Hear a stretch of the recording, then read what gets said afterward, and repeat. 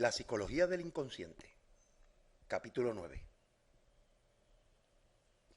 La psicología del inconsciente. El médico vienés Sigmund Freud, quien también, además de estudiar psiquiatría, estudió neurología, desarrolló una psicología. Sigmund Freud fue una persona que estuvo bien en contra de los planteamientos de los mandarines. Los mandarines eran aquellos académicos que investigaban y desarrollaban teorías filosóficas en las universidades. Uno de los mandarines más conocidos fue Wilhelm Wundt, de la Universidad de Leipzig en Alemania,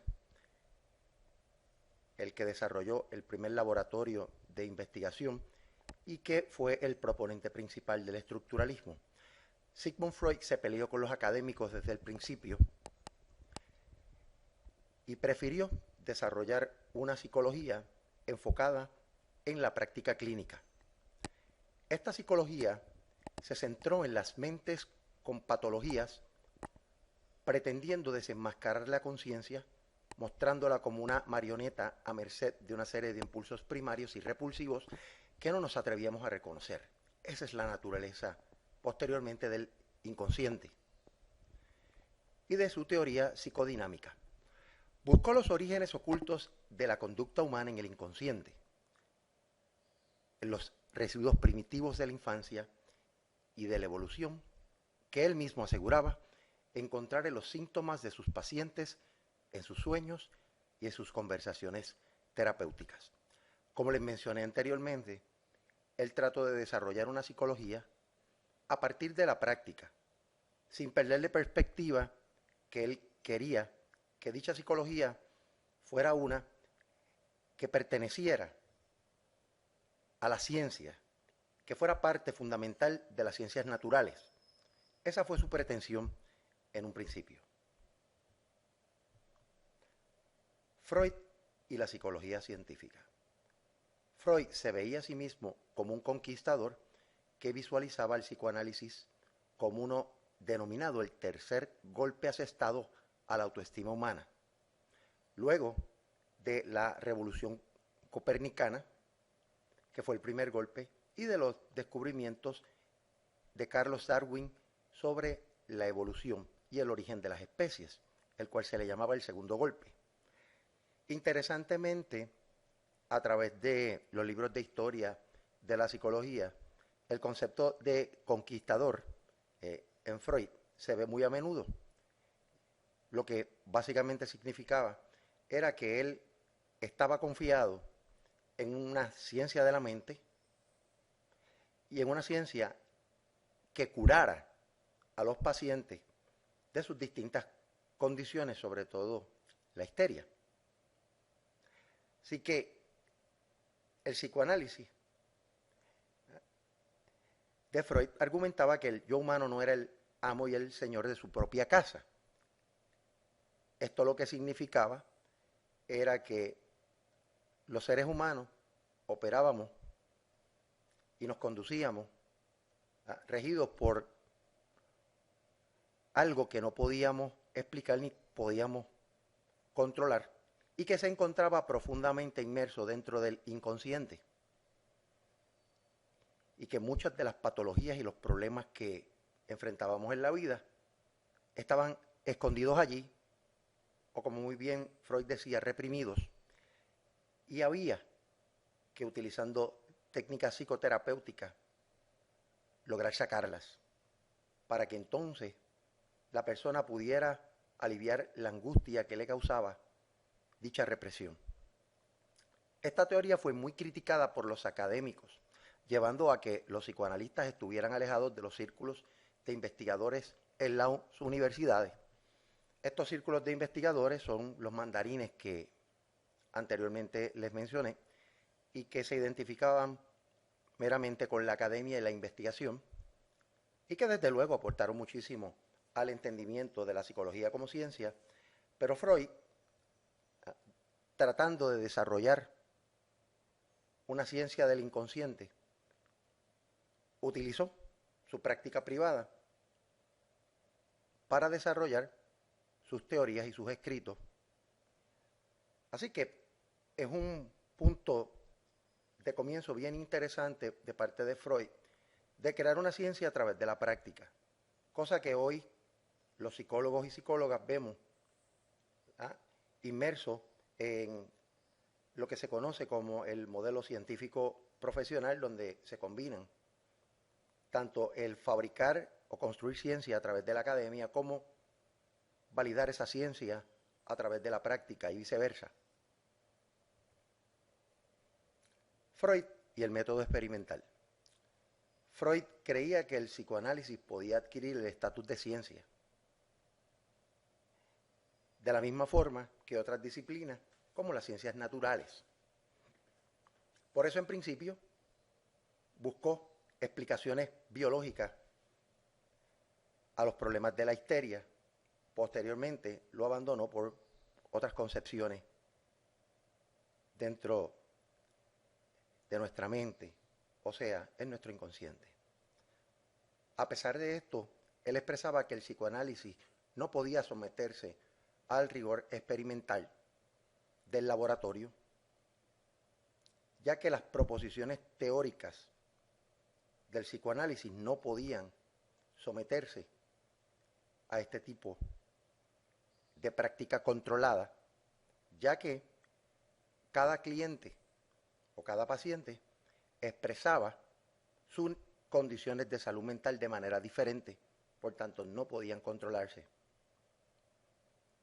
bajo situaciones experimentales.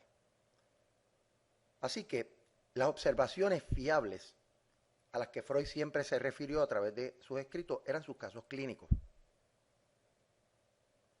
Su método de generar ciencia era a través del estudio detallado de los casos que él veía en su práctica privada. Así que él argumentaba que sus conversaciones con sus pacientes reflejaban los datos científicos y la sesión analítica era un método válido de investigación. Hoy en día podríamos decir que esto es una manera de hacer investigación más de corte cualitativo, sin abandonar el rigor y la sistematicidad de la ciencia.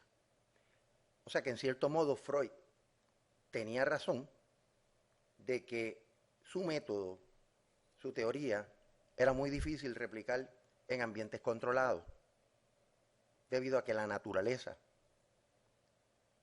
del comportamiento de los pacientes era muy diferente y no importaba cuán controlado fuera el ambiente, su teoría iba a apelar básicamente a cómo se reprimían las frustraciones y los problemas de los individuos dentro de su inconsciente.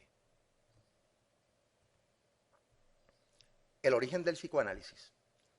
Freud pensaba que el psicoanálisis tenía que abordarse desde la perspectiva fisiológica. Esa era la manera que él pensaba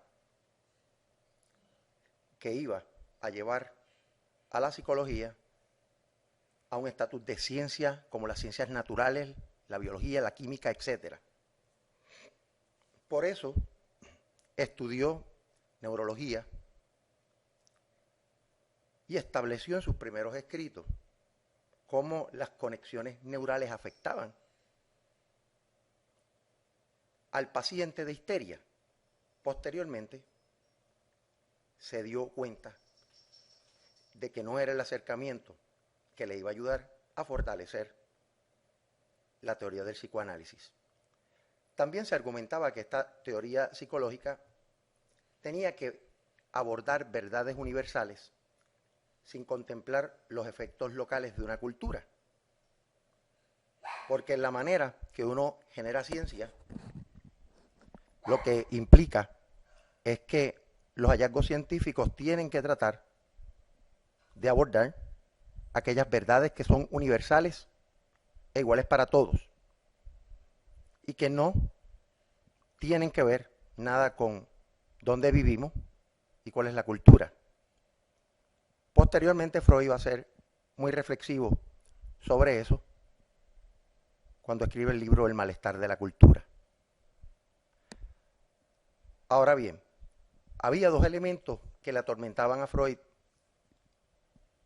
en estos primeros acercamientos a crear esta teoría psicoanalítica. Uno de ellos era tener que estudiar el funcionamiento de la mente de forma cuantitativa.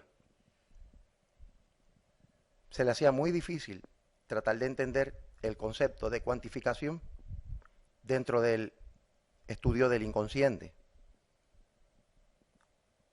Sobre todo también los síntomas histéricos. Y también descubrir la patología, ¿verdad? Y cuál es el beneficio oculto para una psicología normal. Para desarrollar toda una teoría sobre cómo se originan las enfermedades mentales y cómo se curan. Freud ha sido el teórico que más consistente mencionó a través de sus escritos que su teoría tenía la función principal de curar. No como otros psicólogos que han hablado a través del tiempo de cómo aliviar síntomas. Freud creía en que el psicoanálisis podía curar a los individuos. Desde luego su mentalidad de médico estaba ahí totalmente arraigada a estos planteamientos. También él trató de explicar varios de los aspectos psicológicos tomando en consideración el comportamiento neuronal, ya lo mencionamos, sobre cómo las sinapsis se daban, cómo el cerebro se comportaba en una persona con síntomas de histeria. En fin, sus primeros acercamientos fueron bien médicos y sentaron bases para el tratar de entender cómo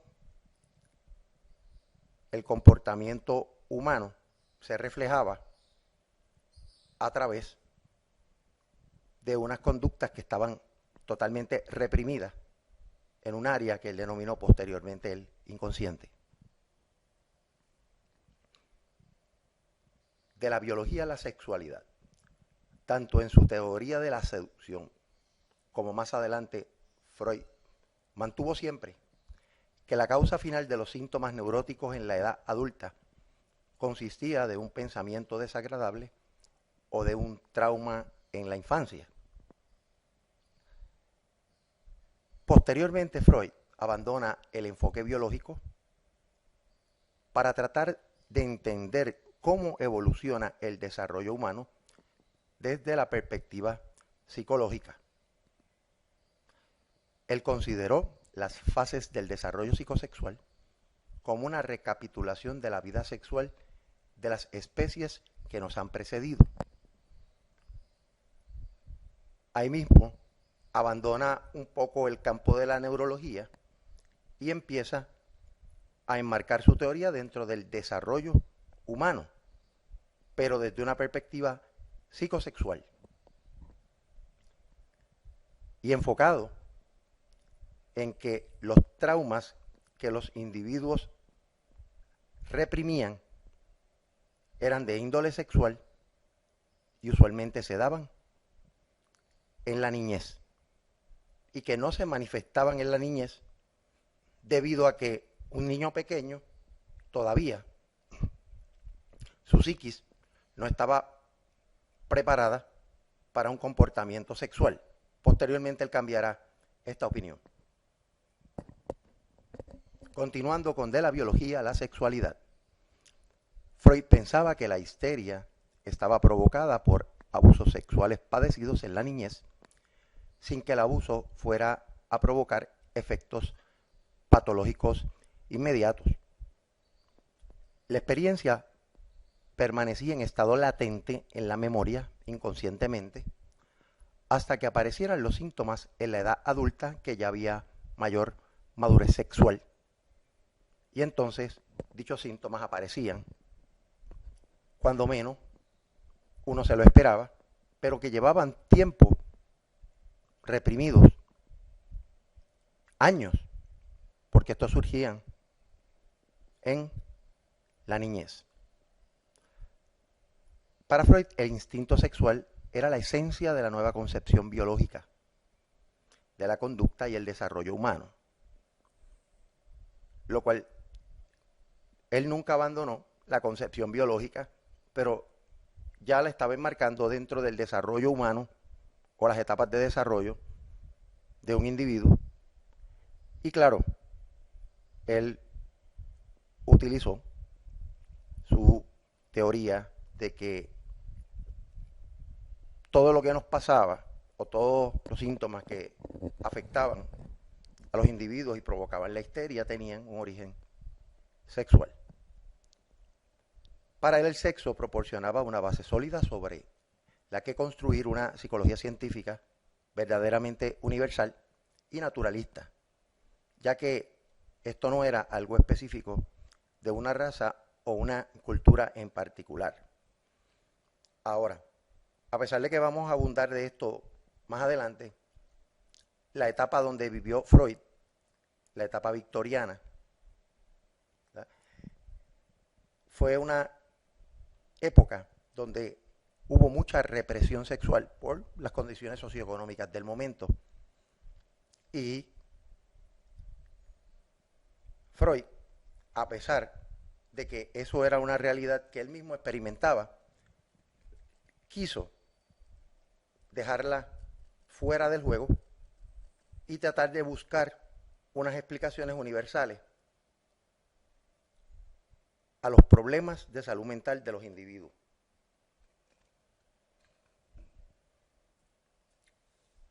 Continuando de la biología a la sexualidad,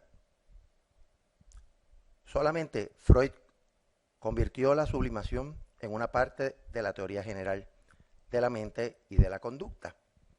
La sublimación significa que hay personas que llevan a cabo comportamientos con el propósito de canalizar esas energías sexuales reprimidas. Por ejemplo, se habla del placer de fumar. Y también Freud incluso habló de que en las etapas de desarrollo psicosexual, las personas, los niños, canalizaban muchas de sus urgencias, sublimando, en un proceso donde, por ejemplo, los niños dentro del proceso de la etapa anal se aguantaban el control de esfínteres de manera tal que disfrutaran cuando defecaban. De la misma manera que para tratar de superar la etapa oral, los niños se llevaban a la boca cualquier tipo de objeto que al llevárselo a los labios pues generaba un cierto tipo de disfrute y sublimación.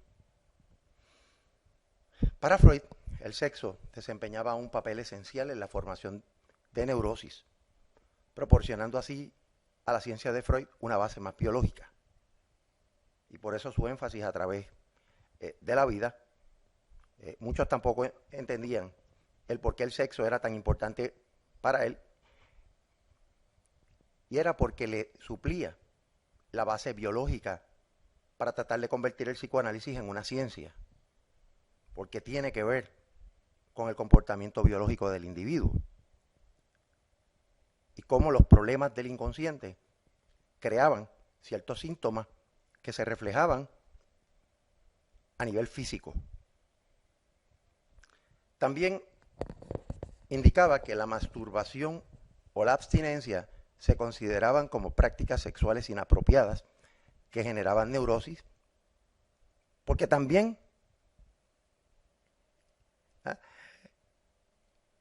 eran parte de un proceso que llevaba a la represión.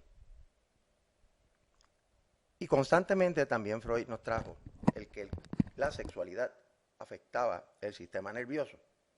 Y desde luego, eso lo sabemos, ¿verdad?, desde el campo de la psicología fisiológica.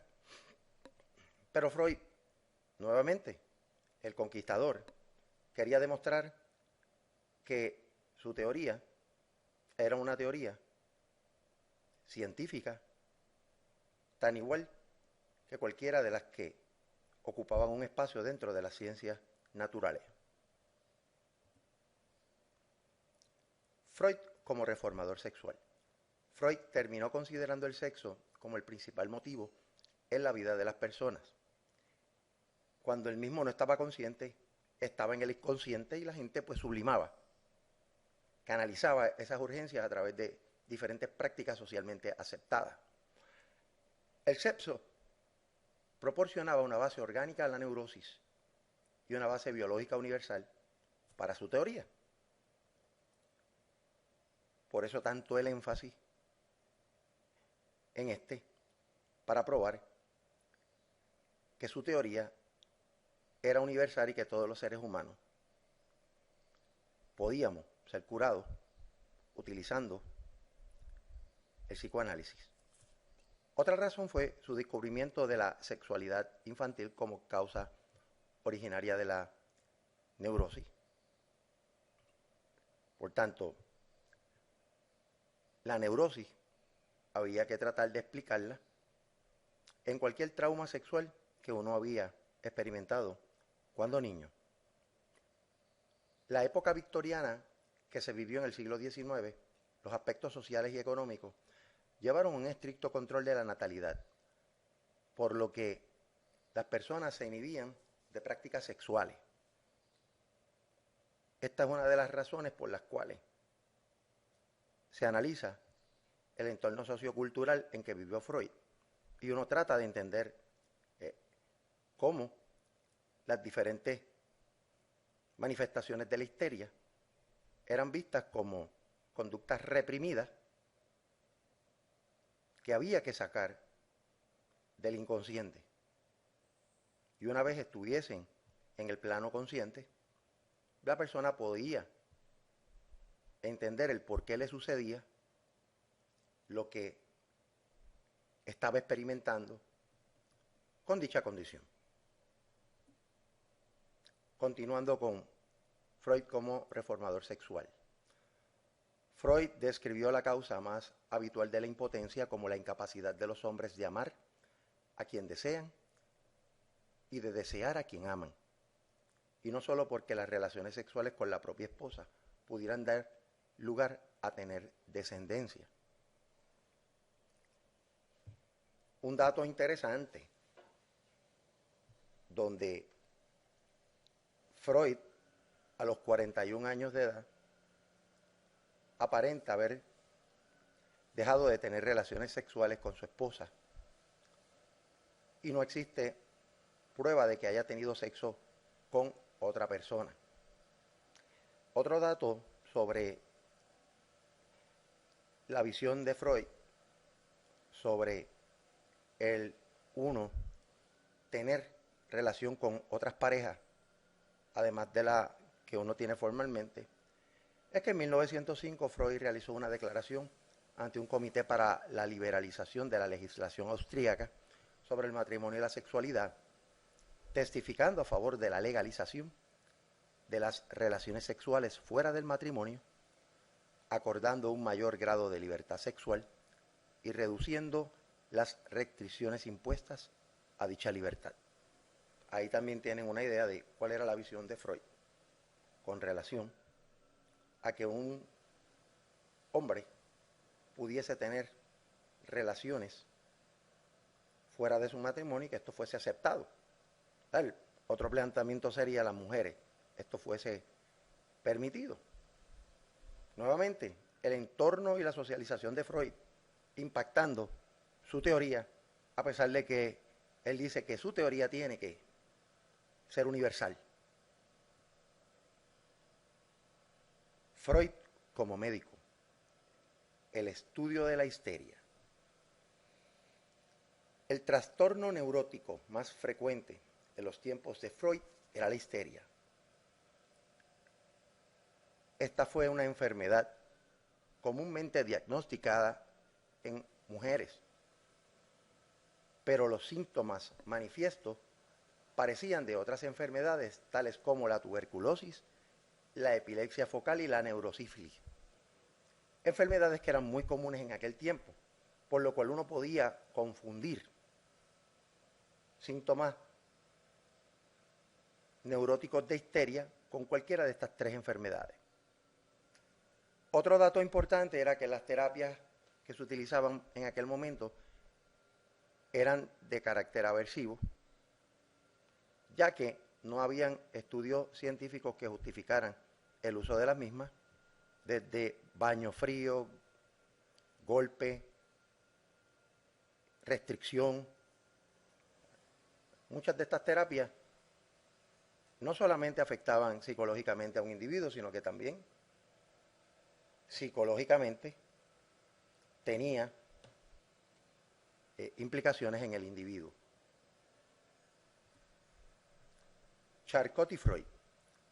Charcot manifestaba que algunos accidentes nerviosos eran simples manifestaciones histéricas que afectaban tanto a hombres como a mujeres.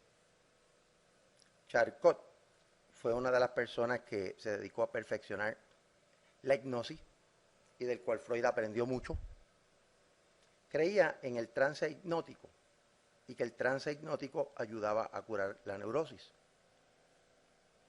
Este planteamiento posteriormente fue investigado con personas de la talla de Nancy. También se pensaba que la histeria era una enfermedad de autogestión o autosugestión, mejor dicho, donde las personas mismas se sugestionaban, se creían los síntomas y figuraban tener dicha enfermedad.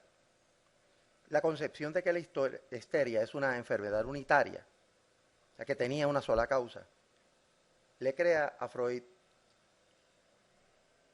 un problema conceptual, ya que él lo visualizaba como una enfermedad puramente biológica. Ahí Charcot y Freud tienen diferencias posteriormente, que incluso los llevan a separarse uno del otro. Los estudios sobre la histeria y Anao. Freud colaboró con uno de sus alumnos preferidos, Joseph Breuer, en varias investigaciones sobre la hipnosis y la histeria. Estos trabajos dieron pie al desarrollo y fortalecimiento de la teoría psicoanalítica, utilizando algunos estudios sobre la histeria y también la paciente Ana O.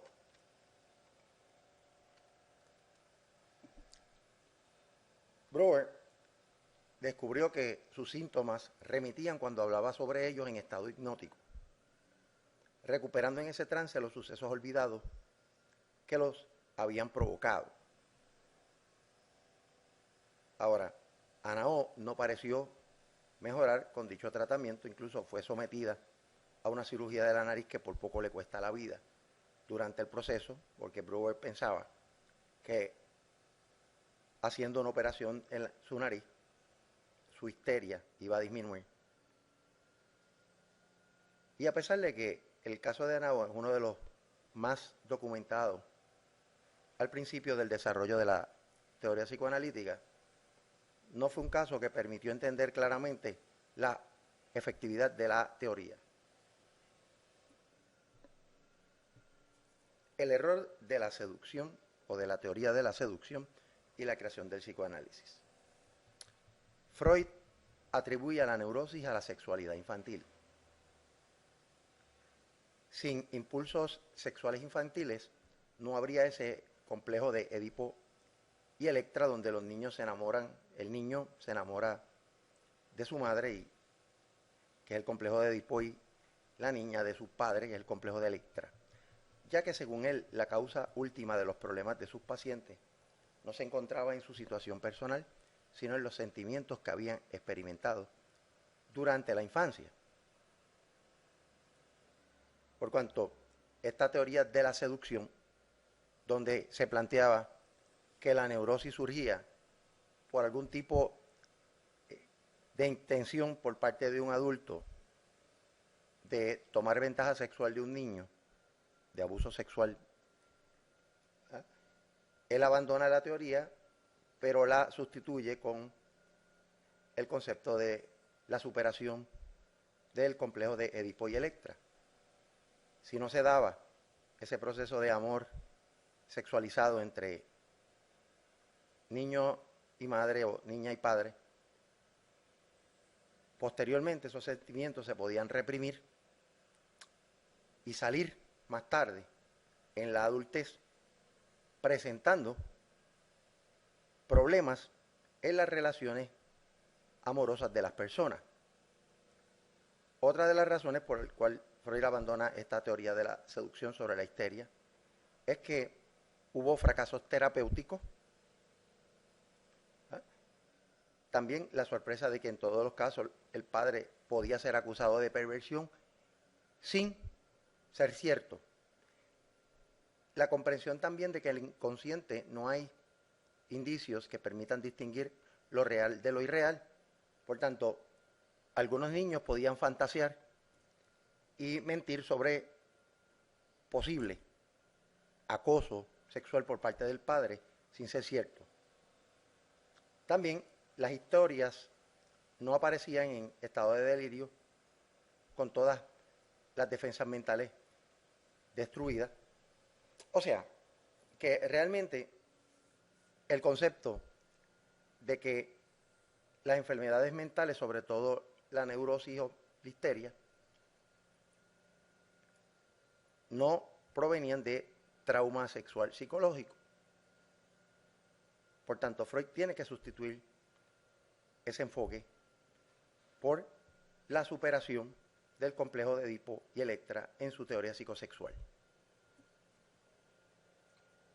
¿Qué pasó en realidad? ¿Y por qué Freud finalmente abandona la teoría de la seducción?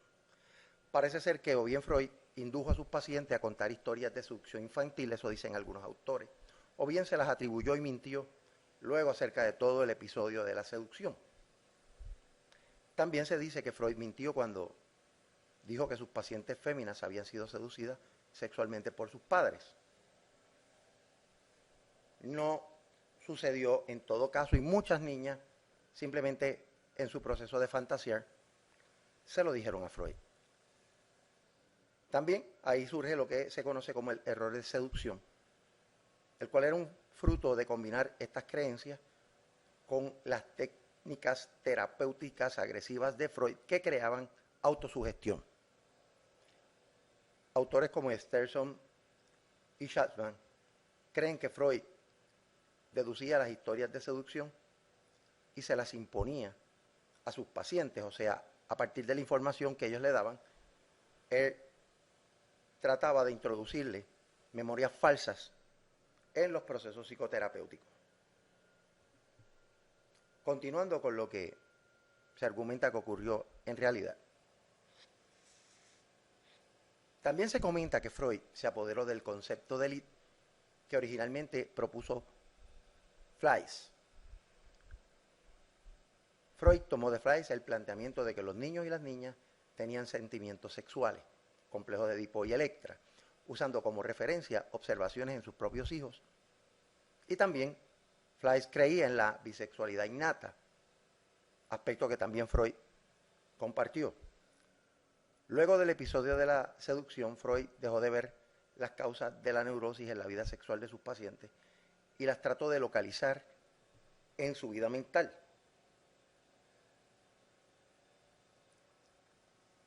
Otro de los datos que cuestionan seriamente esta teoría de la seducción fue los casos de Emma y Dora, los cuales también demuestran una dudosa efectividad de la aplicación del psicoanálisis como técnica psicoterapéutica. El psicoanálisis clásico 1900 al 1919. En 1900 Freud publica su obra principal, La interpretación de los sueños. Ahí los sueños, según Freud, no eran experiencias sin sentido, sino que constituyen el camino hacia el inconsciente, constituyendo el área más recóndita de la personalidad. Ya tenía otro elemento adicional para fortalecer su teoría. No solamente tratar de sacar elementos reprimidos en el inconsciente, sino interpretar los sueños, ¿ah?, que daban o prestaban el espacio para uno ver cómo algunos aspectos que la persona no verbalizaba conscientemente se manifestaban a través de los sueños. Ahí también Freud argumenta que tanto los sueños como el inconsciente había que mirarlos como parte recóndita de la personalidad. También, para Freud, los sueños eran afirmaciones simbólicas de una realidad alcanzable durante el periodo de vigilia. Así que lo que no podíamos verbalizar, lo que no podíamos concienciar en el diario vivir, se manifestaba a través de los sueños, que en cierto modo eran un reflejo de aspectos del inconsciente. La tesis de Freud era que todos llevamos en nuestro interior deseos reprimidos que intentan lograr el acceso al control de la conducta. Y desde luego, si están reprimidos, están en el inconsciente y hay que sacarlos, hay que llevarlos al consciente para entonces poder trabajar con las frustraciones y los traumas que nos embargan como individuos. También mencionaba que cuando estamos despiertos, nuestro ego o yo consciente reprime tales deseos, pero cuando dormimos, la conciencia enmudece y la represión se debilita, dando paso a que el inconsciente se revele ante nosotros a través de los sueños. Continuando con el psicoanálisis clásico 1900 a 1919, Freud afirmaba que todos los sueños son realizaciones de deseos, o sea, una expresión disfrazada de los deseos inconscientes. Por tanto, había que tratar de interpretar a ver dónde estaban los sentimientos reprimidos. También la teoría de los sueños de Freud proporcionó un modelo general de la mente como un sistema de diversas capas en el que el inconsciente da forma al pensamiento y a la conducta de acuerdo a un peculiar conjunto de reglas.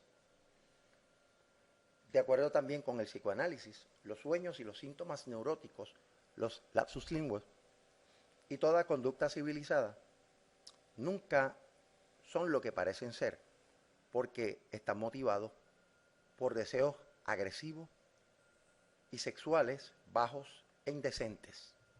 Nuevamente, las frustraciones estaban reprimidas, pero estas frustraciones tenían, ¿verdad?, una energía que se le llamó posteriormente el líbido, y ese líbido era esa energía allí reprimida, aguantada en el inconsciente, dispuesta a salir.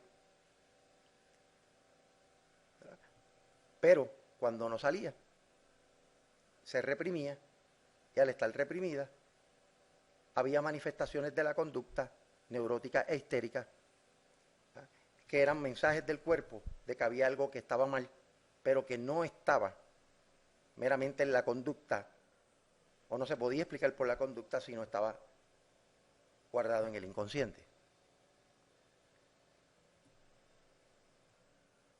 La teoría clásica de la motivación. 3 ensayos sobre la teoría sexual. En 1905, Freud publicó su tesis sobre la sexualidad infantil y el complejo de Edipo en 3 ensayos sobre la teoría sexual. En el primer ensayo, Freud sostiene 2 tesis sobre las aberraciones sexuales, diciendo que las perversiones son innatas, nacemos perversos. Y hablaba él del famoso polimorfo perverso, es el perverso que todos tenemos dentro. Y que la neurosis tiene una base sexual y surge de la incapacidad del paciente para manejar algún aspecto de su sexualidad, tal como la impotencia. En el segundo ensayo, Freud expuso sus ideas sobre la sexualidad infantil y el concepto de Edipo que había desarrollado en el episodio del error de la teoría de seducción. O sea, sustituyó el error de la teoría de seducción por la teoría de la superación del complejo de Edipo y de Electra. Ya en el tercer ensayo se ocupa más de la sexualidad adulta y de los síntomas de la sexualidad y los problemas de sexualidad adulta, pero siempre trayendo como marco de referencia los problemas no resueltos en la sexualidad infantil.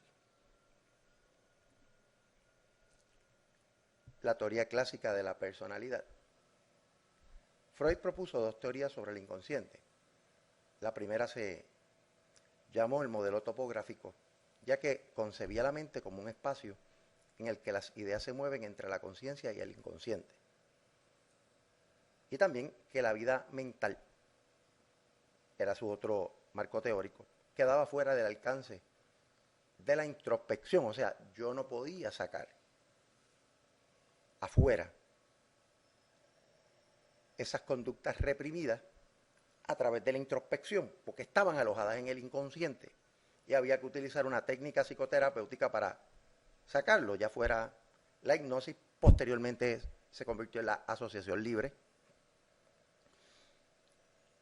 Así que ya Freud expone detalladamente su concepción de la mente a nivel del inconsciente, donde se habla de lo inconsciente, y ofreció dos argumentos: que la terapia iba a funcionar siempre y cuando estuviera basada en una teoría de la mente, y también el segundo planteamiento se fundamenta en el planteamiento filosófico de Descartes sobre las otras mentes y la separación entre la mente y el cuerpo. Un poco paradójico en principio, ya que el planteamiento cartesiano separaba la mente del cuerpo, pero también tenemos que entender que Freud, ya en este momento donde está depurando su teoría psicoanalítica, abandona como concepto las bases biológicas porque ya las resolvió a través de la sexualidad. Así que, como siempre comento, tratando de lograr la congruencia, hay ocasiones donde no se puede lograr enteramente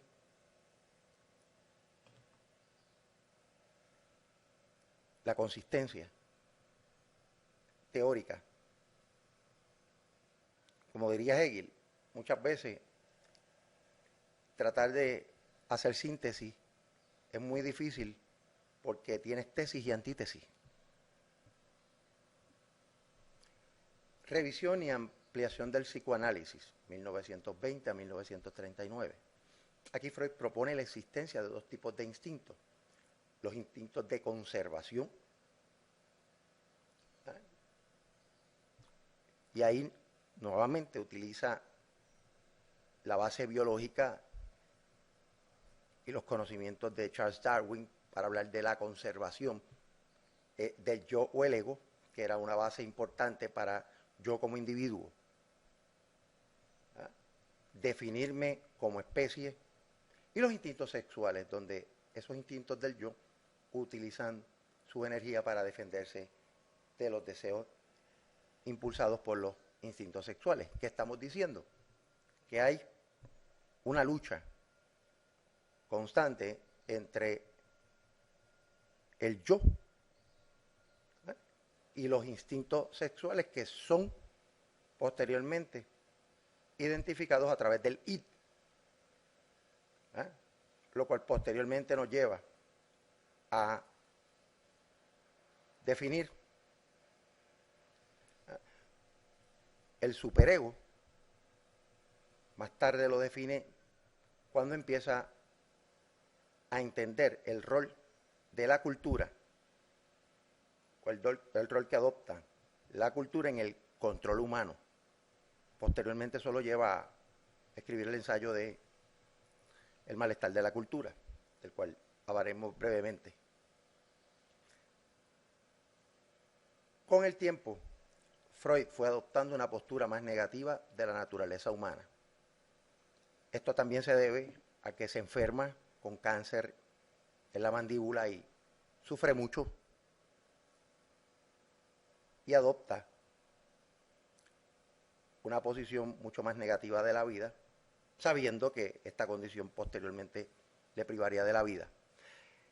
Y más allá del principio del placer, otro de sus trabajos propone que el objetivo de toda la vida es la muerte. O sea, que nacemos para morir y nos encontramos en ese proceso que posteriormente le llama el eros y el thanatos, donde hablamos de lo erótico, lo maravilloso de la vida y cómo posteriormente esto nos va a llevar a la muerte. Y él ahí fundamenta el concepto de los instintos como impulsos y de la motivación de la conducta en la reducción de los impulsos, cómo reducimos esos impulsos como base para lo que se llamará la compulsión, que es la conducta controlada, ritualística.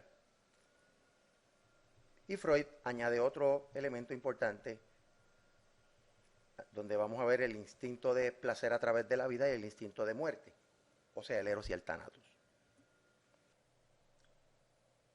Revisión y ampliación del psicoanálisis 1920-1939, continuación.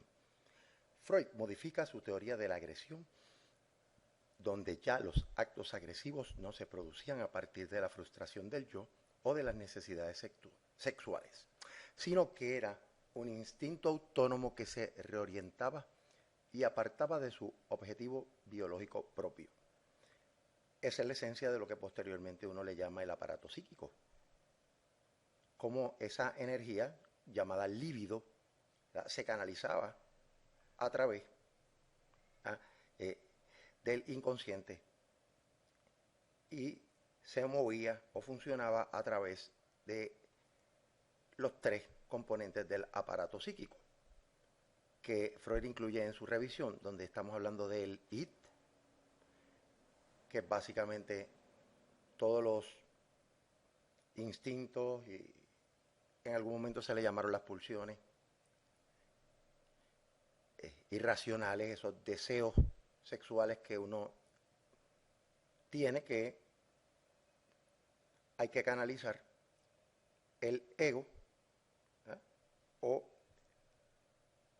lo que se conoce como el mediador entre esos instintos irracionales y las reglas morales, sociales y las leyes que están ubicadas donde se encuentra el superego.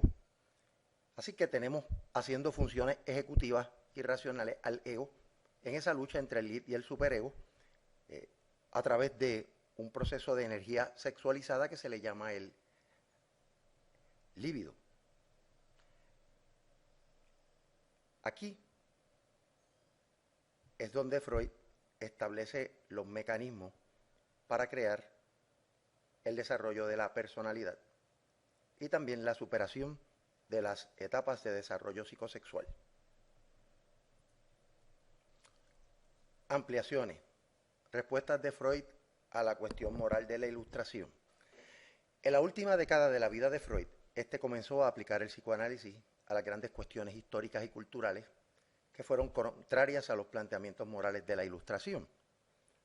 En 1927 escribe El porvenir de una ilusión, donde hace una crítica severa a las creencias religiosas y cómo éstas fabrican individuos neuróticos, histéricos en una sociedad. 3 años después, en 1930, escribe El malestar de la cultura, donde amplía su visión y expresa que todo individuo es potencialmente un enemigo de la civilización, y expresa también cómo la civilización crea una carga pesada en los individuos, inculcando un sentimiento de culpa de estos no querer vivir en comunidad. Estos dos libros, desde luego, llevan la visión macro de cómo se comporta un individuo a través de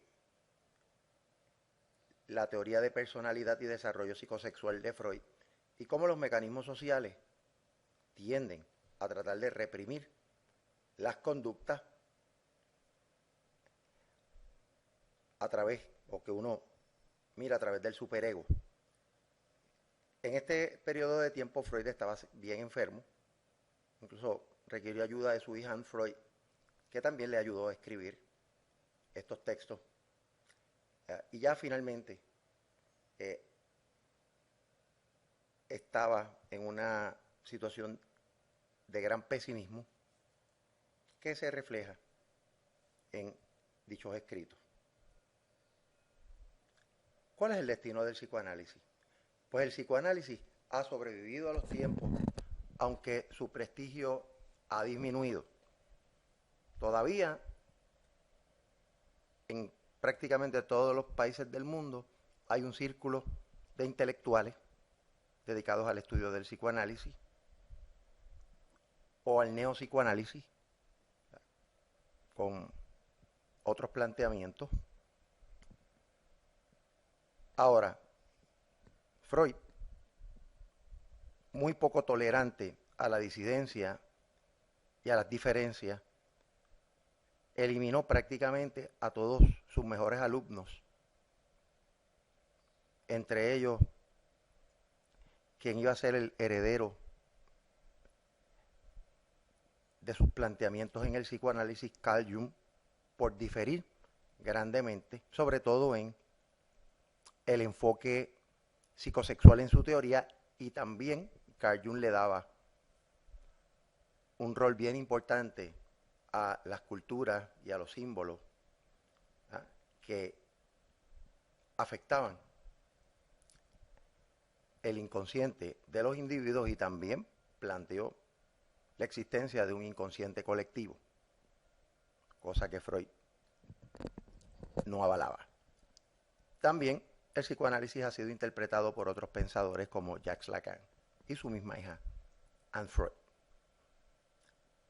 Las posturas del psicoanálisis fluctúan desde el dogmatismo hasta el planteamiento que ha sido la teoría más fraudulenta del siglo XX.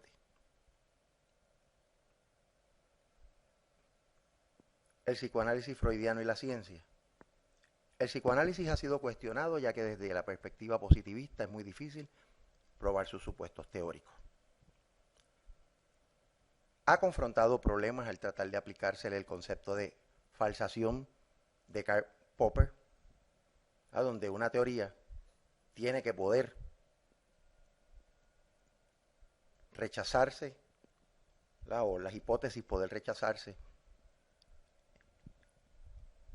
aunque el mismo Popper reconoció que el psicoanálisis, por su configuración teórica, podía explicar cualquier conducta, por más contradictoria que pudiera parecer, en sus propios supuestos teóricos, por tanto, podía ser falseable. El argumento de Freud de que el psicoanálisis lograba ofrecer una cura para la neurosis, ya que podía encontrar los deseos y pensamientos ocultos, y estos concordaban con los síntomas,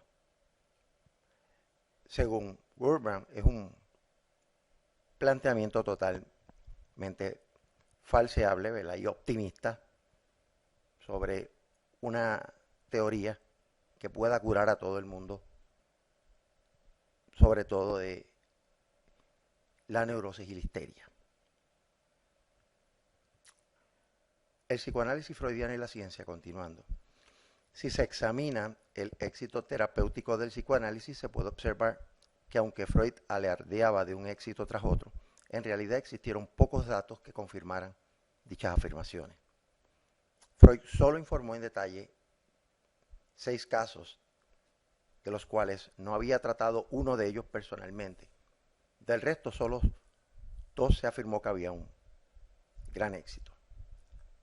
Otros estudios posteriores sobre los resultados terapéuticos no aportan prueba alguna de que la eficacia del psicoanálisis tenga carácter exclusivo. Y que estas son varias de las críticas que se hace al psicoanálisis. Y por lo menos sí podemos ver desde la perspectiva histórica cómo Sigmund Freud trató de crear una teoría psicoanalítica que pudiese cumplir con los criterios de las teorías de las ciencias naturales, con la aspiración de curar a todas las personas. Psicoanálisis después de Freud. La mayor parte de los discípulos de Freud abandonaron el psicoanálisis. Otros, como Alfred Adler y Carl Jung, desarrollaron sus propias ideas que distaban mucho de los planteamientos teóricos del psicoanálisis. Se han desarrollado diferentes versiones del psicoanálisis, donde el papel de la sexualidad ya no es tan importante, sino más la naturaleza del yo o el ego.